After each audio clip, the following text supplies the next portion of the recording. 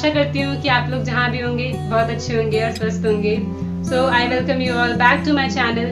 So today's video is about why to read Bhagavad Gita. हमें क्यों जो है भगवद गीता पढ़नी चाहिए और ऐसी क्या है जो हमारी लाइफ में जो है भगवद गीता ऐड करता है। What values does Bhagavad Gita add to our life. So let's start with, हम एक एग्जांपल लेते हैं, एग्जांपल से हम और अच्छे से समझ पाएंगे। सो एक बार क्या होता है, एक फादर होते हैं अपने बेटे से कहते हैं कि बेटा ये लो भगवद गीता पढ़ो, ठीक है। तो वो बोलता है कि नहीं, मेरे को ना समझ में नहीं आएगी, मेरा इंटरेस्ट नहीं है, तो मैं नहीं पढ़ रहा। तो वो मना कर देता है। तो फादर जो है दोबारा इंसिस्ट करते हैं कि एक बार आप कोशिश तो करो, समझ में आएगी शायद। तो बोलते हैं पापा जब मेरे को समझ में नहीं आएगी तो पढ़ने का क्या फायदा है। तो फिर बोलता है अच्छा ठीक है रहने दो। तो बोलते हैं कि एक काम करो, तुम वहाँ पे ना एक टोकरी रखी है बास की, उसके अंदर जो है कोयला रखा हुआ है, तो तुम वो कोयला निकाल के जो है वो टोकरी ले आओ। तो जो है वो कोयला निकाल के टोकरी ले आता है। कोयले की वजह से जो है टोकरी जो है पूरी काली हो चुकी होती है। तो उसकी फादर कहते हैं कि तुम जाओ इस टोकरी में जो है पास में एक नदी है, उससे पानी भर के लाओ।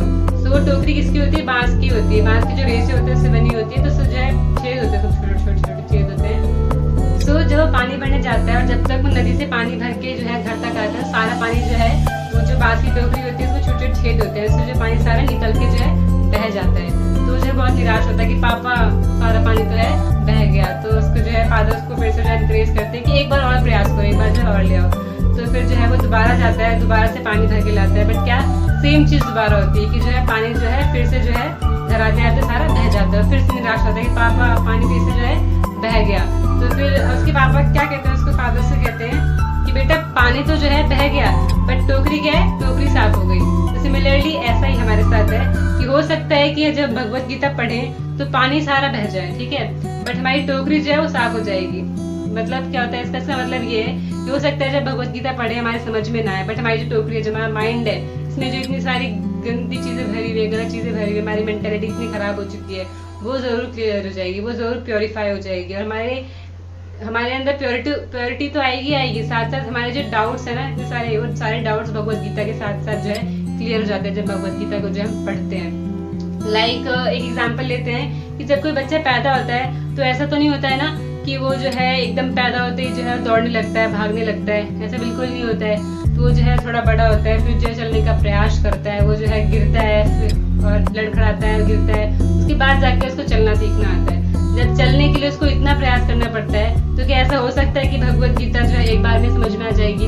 नहीं होगा ऐसा ना। तो हम जब प्रयास करेंगे, उसको पढ़ेंगे, किसी ऐसे भक्त से पूछेंगे जिसको पता है भगवद गीता के बारे में, तो जो है उसके बारे में जो है जान सकते हैं।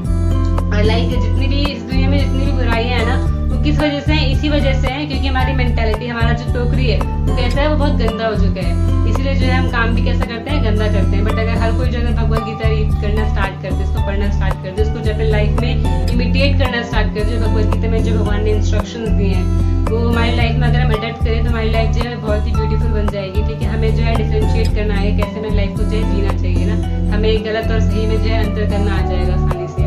सो भगवद गीता में डायरेक्ट करता है जो है हर in every, it guides in every sphere of life. Like Bhagavad Gita is manual of life.